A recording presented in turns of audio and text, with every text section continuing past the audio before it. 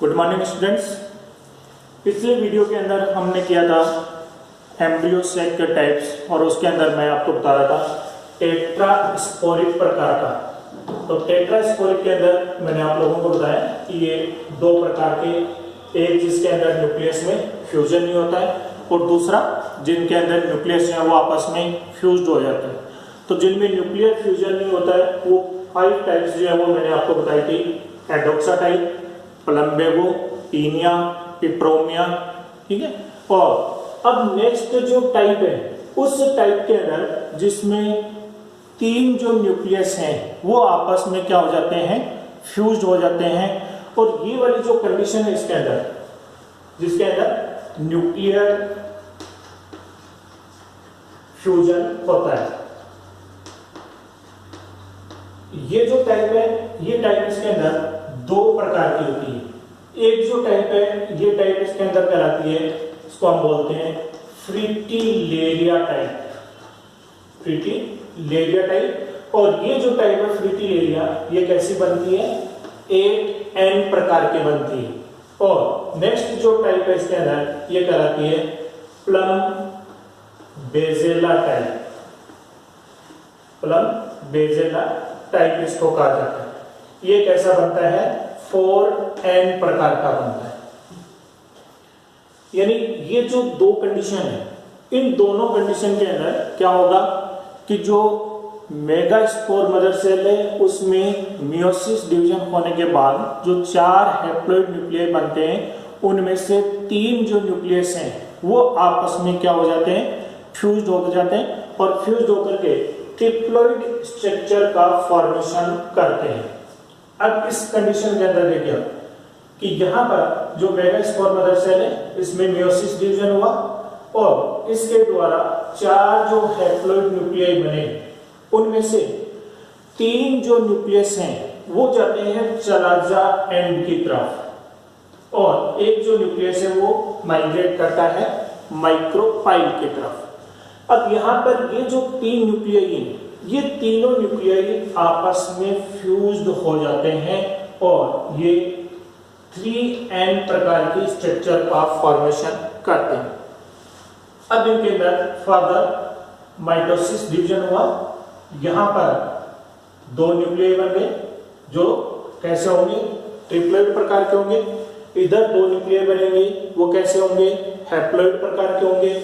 फिर डिवीजन होगा और यहां पर आप देखेंगे 4 न्यूक्लियस का फॉर्मेशन हो गया और यहां पर 4 न्यूक्लियस का फॉर्मेशन हो जाता है।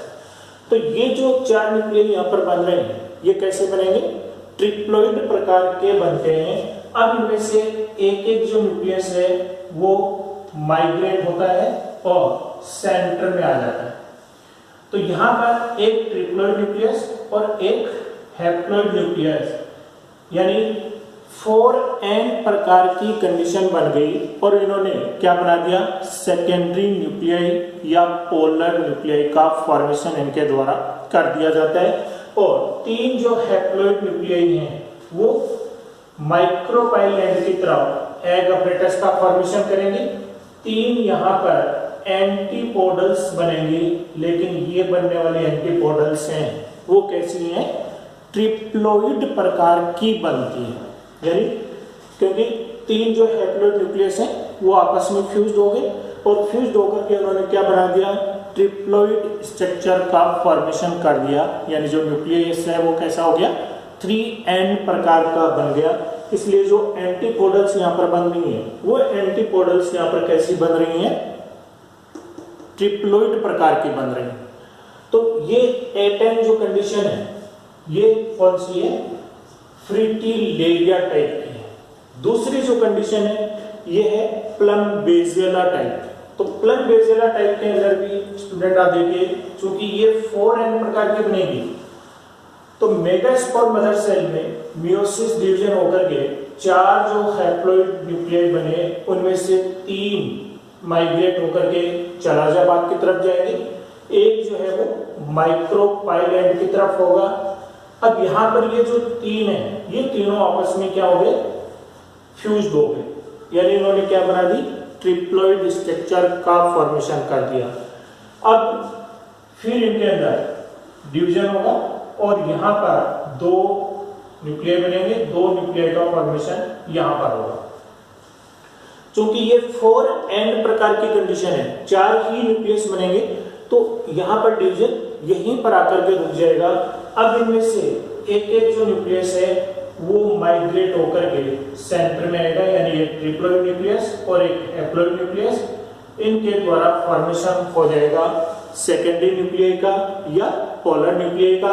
एक जो न्यूक्लियस माइक्रोवाइलेंट की तरफ प्रेजेंट है उसने फॉर्मेशन कर दिया एग सेल का, और एक ट्रिप्लोइड न्यूक्लियस जो चलाजा भाग की तरफ है उसके द्वारा फॉर्मेशन हो गया किसका, एंटीपोडल सेल का। तो इस कंडीशन के अंदर यानी जिनके अंदर जो 3 हैप्लोइड न्यूक्लियस हैं वो आपस में फ्यूज्ड हो जाते हैं, और इसकी जो टाइप्स हैं वो 2 टाइप हैं, एक फ्रीटिलेरिया टाइप जो 8n प्रकार की बनती है, एक प्लम्बेजियला टाइप जो 4n प्रकार की बनती है। तो इस प्रकार से स्टूडेंट हमने देखा कि जो एम्ब्रियो सैक का जो डेवलपमेंट है, तो एम्ब्रियो सैक का डेवलपमेंट मैंने आपको बताया था कि मोनोस्पोरिक जो कंडीशन है उसके अंदर जो पॉलीगोनम टाइप है वो मैक्सिमम यानी 85% जो फैमिलीज हैं एंजियोस्पर्म की उनके अंदर प्रेजेंट होता है, बाकी जो हैं वो 15% जो फैमिलीज हैं उनके अंदर ये डिफरेंट टाइप की कंडीशंस जो है वो इनके अंदर प्रेजेंट होती हैं। तो इस प्रकार से हमने एम्ब्रियो सैक के जो टाइप्स हैं, जो डेवलपमेंट है वो हमने देखे।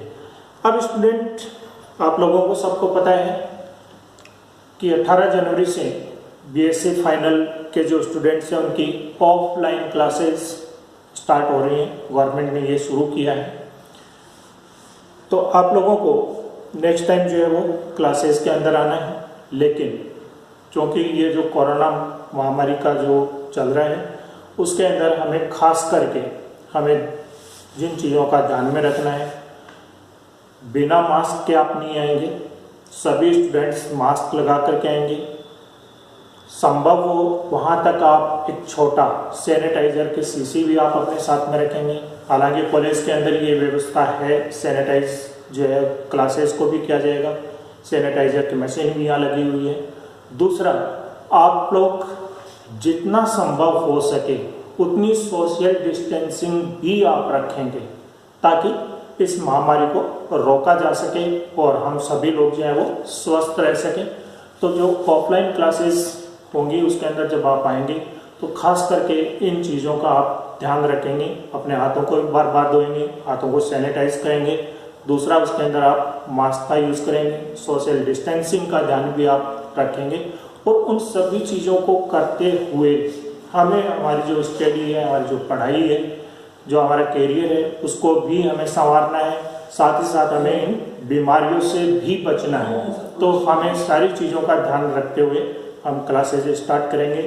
तो एक आप लोग अपना प्रैक्टिकल का जो सामान है वो भी आप साथ में लाएंगे, क्योंकि ऑफलाइन है तो हम प्रैक्टिकल का काम भी करेंगे।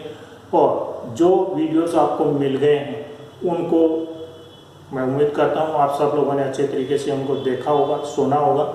उसके बाद भी जब आप क्लास में आएंगे तो जो भी आपके क्यूरीज हैं वो आप हमसे डिस्कस कर सकते हैं, और बाकी जो बचा हुआ रिमेनिंग जो पार्ट है वो अपन क्लास के अंदर कंप्लीट करेंगे। साथ ही प्रैक्टिकल का काम भी हम इसके अंदर करेंगे।